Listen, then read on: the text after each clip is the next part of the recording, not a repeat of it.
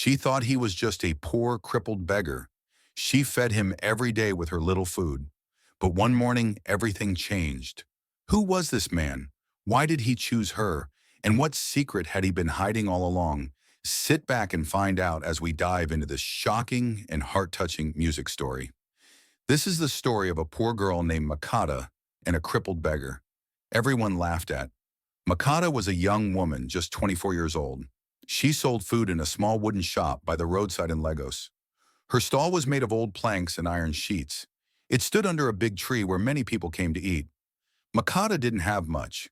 Her slippers were worn out and her dress had patches, but she was always smiling. Even when she was tired, she greeted people kindly. "Good afternoon, sir. You're welcome," she would say to every customer. She woke up very early each morning to cook rice, beans, and yam porridge. Her hands worked fast, but her heart was slow with sadness. Makata had no family. Her parents died when she was young. She lived in a small room not far from her shop. No light, no portable water, just her and her dreams. One afternoon as Makata wiped her bench, her friend Sasa Dodo walked by Makata. Sasa Dodo said, "Why are you always smiling when you are struggling? Just like every one of us."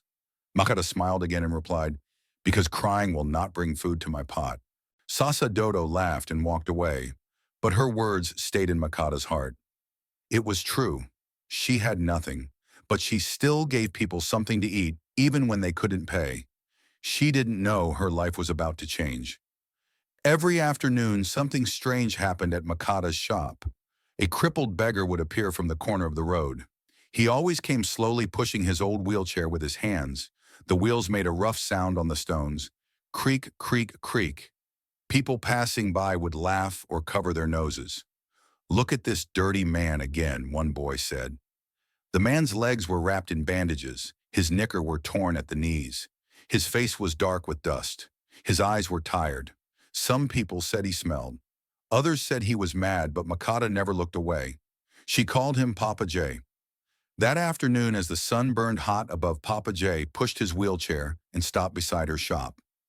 Makata looked at him and said softly, "You're here again, Papa J. You didn't eat yesterday." Papa J looked down. His voice was low. "I was too weak to come." He said, "I have not eaten in 2 days." Makata looked at her table.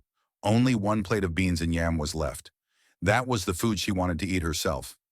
She paused for a second, then without a word she picked up the plate and placed it in front of him. "Here, eat," she said. Papa Pata looked at the food, then at her. "You're giving me your last plate again?" Makata nodded. "I can cook again when I get home." His hands shook as he took the spoon. His eyes looked wet, but he didn't cry. He just bent his head and started to eat slowly. People walking by stared at them. "Makatas, why do you always feed that beggar?" a woman asked. Makata smiled and replied, "If I was the one sitting there in a wheelchair, wouldn't I want someone to help me too?" Papa Pata came every day, but he never begged with his mouth. He didn't call out to people. He didn't stretch out his hands. He didn't ask for food or money. He would always sit quietly in his wheelchair beside Makata's wooden shop. His head always faced down. His hands rested on his legs. His wheelchair looked like it would break any time. One of the wheels even leaned sideways, while others ignored him. Makata always brought him a plate of hot food. Sometimes it was rice, sometimes it was beans and yam. She gave it with a big smile. It was a hot afternoon. Makata had just finished serving jollof rice to 2 schoolboys when she looked up and saw Papa Pata again sitting quietly in his usual spot. His legs were still wrapped in old bandage. His shirt had more holes now, but he just sat there like always saying nothing. Makata smiled and scooped hot jollof rice into a plate. She added 2 small pieces of meat and walked over to him. "Papa Pata," she said gently, "your food is ready?" Papa Pata looked up slowly. His eyes were tired, but when he saw Makata, they softened. "You always remember me," he said. Makata knelt and placed the food gently on the stool beside him. "Even if the whole world forgets you," she said, "I won't." Just then, a big black car drove up and stopped right in front of her shop. The door opened slowly and a man stepped out. He was wearing a clean white shirt and dark trousers. His shoes looked shiny like someone had just polished them. He was tall and strong with deep eyes. Makata stood up quickly and wiped her hands on her apron. "Good afternoon, sir," she said. "Good afternoon," the man replied. But his eyes were not on her. He was looking at Papa J. The man didn't blink. He just stared at him for a long time. Papa Pata kept eating, but Makata noticed something strange. He had stopped chewing. The man took a step closer and tilted his head like he was trying to remember something. He turned to her and said, "Please give me 1 plate of jollof rice add meat." Addy. Makata quickly served the food and handed it to him. But as he took the food, he looked back at Papa Pata one more time. This time his eyes looked unsure. He opened the car door, entered without a word, and drove off. The next morning, Makata woke up early. She swept in front of her food shop and cleaned her wooden table like always. As the sun rose, she kept looking down the road. "Any moment now," she whispered. "Papa J will roll in." But hours passed. No wheelchair, no Papa J. By noon, her heart began to beat fast. She walked to the side of the shop and looked down both ends of the street. "Where is he?" she asked herself. She asked Sasa Dodo, the woman selling vegetables nearby. "Auntie, did you see Papa J today?" Sasa Dodo laughed and waved her hand. "That old man, maybe he crawled to another street. He doesn't have legs." Makata didn't laugh. She asked 2 boys selling sachet water, "Have you seen the old man in a wheelchair?" They shook their heads. She even asked the bike man who parked nearby, "Sir, did you see Papa Pata this morning?" The man spat on the ground and said, "Maybe he's tired of sitting in one place, or maybe he's gone." And Makata's chest became heavy. She sat beside her pot of rice and stared at the empty spot where Papa J always sat. Her eyes didn't leave that space. All day, 2 more days passed. Still no sign of Papa J. Makata couldn't smile like before. She served customers, but her face looked sad. She couldn't eat much. Even the smell of her sweet jollof rice made her feel sick. Her thoughts kept running to Papa. "Joe, did something bad happen to him?" she said quietly. At night, she sat alone in her small room behind the shop. She held the last plate she served him with and looked at it. Papa Pata never misses a day. "Ahkin," she said softly, even when it rains, even when he's sick. So why now? She stood up, opened her small window, and looked out into the dark street. A cold breeze entered the room. Her eyes filled with water. She wasn't just worried, she was scared. Something felt wrong, very wrong, and deep inside her, she knew Papa Pata was not just missing. Something had happened, something big and maybe dangerous. It was the 4th day. Makata was sitting quietly in her shop. She was slicing onions and setting her table like she did every morning. Smoke rose from the fire as she boiled water for the rice. Just then a black car stopped in front of her shop. A tall man came down. He was wearing a bright red cap. His shoes were shiny and his clothes looked expensive. Makata had never seen him before. He didn't smile. He didn't greet her. He just walked up to her table and handed her a brown envelope. Makata looked at it confused. What is this?" she asked, holding the envelope with 2 hands. The man didn't answer. He just said, "Read it and don't tell anyone." Then he turned and walked back into the car. Before Makata could say another word, the car drove away. She looked left, she looked right. Nobody else was watching. With shaking hands, she opened the envelope. Inside was 1 white paper. She opened the paper slowly. There were only a few words on it. "Come to Green Hill Hotel by 400 p.m. Don't tell anyone. From a friend." Makata stood still. Her mouth opened a little, but no words came out. Her hands began to shake. "Green Hill Hotel," she said softly. "But I've never been to a hotel before." She looked at the paper again. Her heart was beating fast. Who sent this? What kind of friend? She looked down the road. The car was gone. She looked at the paper again. Makata held the envelope to her chest. She looked at the sky. It was cloudy, but she knew one thing for sure. She had to go at exactly 3:30 p.m. Mom Makata stood in front of her small shop. She looked at the lock in her hand, took a deep breath, and closed the wooden door. She turned the key twice. "God, please go with me," she whispered. She walked to the road and stopped a tricycle. "Green Hill Hotel. Ideront," she told the driver. As they drove through the busy Lego street, Makata held the brown envelope tightly in her hand. Her heart was beating fast. She didn't know who sent the letter. She didn't know what would happen, But something inside her told her this was not an ordinary day. After some minutes, they reached the hotel gate. Makata looked up. The building was very tall with windows that looked like glass. The walls were clean.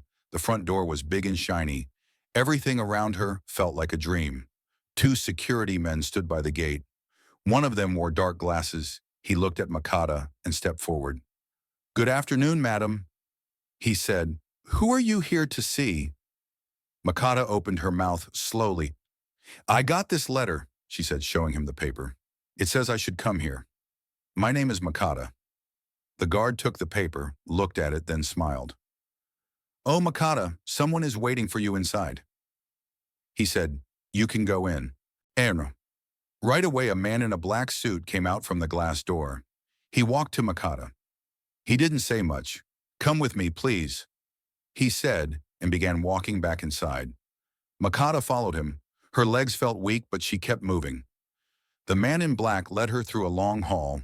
Then he stopped at a tall brown door. He turned to her and said, "Someone is waiting inside." Makata's heart beat louder. She looked at the door, then she looked at the man. "Can I go in now?" she asked. The man nodded. "Yes, just go in. You're safe." Makata took one deep breath. Then she pushed the door open. Her eyes went straight to the man sitting in a wheelchair in the middle of the room. She froze, her mouth opened. Her hands began to shake. "Papa J," she said, holding her chest. But this man didn't look like the poor man who used to sit beside her shop. His hair was neat, his face was fresh. He wore a white shirt with gold buttons. A shiny wristwatch was on his wrist. He was still sitting in a wheelchair, but it looked different, clean and polished. He didn't look weak or tired. He looked calm and powerful. He gave her a slow smile. "Makatas," he said softly. "Come in." Makata couldn't move at first. Her heart was beating fast. She looked at him again. "Papa J, is this really you?" she asked. The man looked into her eyes. "Yes, Makata, it's me." He pointed to the chair across from him. "Please sit," he said kindly. Makata slowly sat down, still looking at him like she was dreaming. "My name is not Papa J," he said gently. Makata blinked. "It's not." He nodded. "My real name is Chief George. I am a billionaire." Makata put both hands on her lap. She stared at him, shocked. "A billionaire?" she asked in a low voice. Chief George nodded. "Yes, I own many companies. I have built houses, schools, and hospitals. I've made a lot of money over the years." Makata looked confused. "But why did you pretend to be poor?" He smiled again, but this time his eyes looked serious. "I wanted to see the real heart of people. I got tired of people helping only when they think someone is watching. I wanted to meet someone who helps just because it's the right thing to do." Makata's eyes became wet. "You gave me food," he continued. "You gave it with joy. You never asked me for anything. You didn't laugh at me or walk away." He looked at her kindly. "That is why you are here.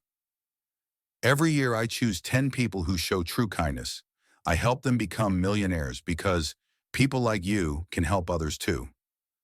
Makata was still in shock, thinking about all that Chief Jasper had told her. Chief George gave a small smile.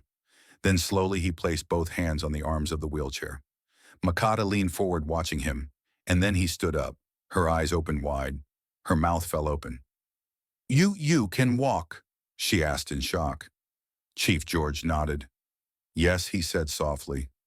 "I can walk." Makata leaned back, still looking at him like she had seen a ghost. "But why sit in a wheelchair all this time?" she asked. He looked into her eyes and replied, "I wanted to see if anyone would still care for me. Even when I looked broken, I wanted to know who had a good heart." Makata's lips began to shake.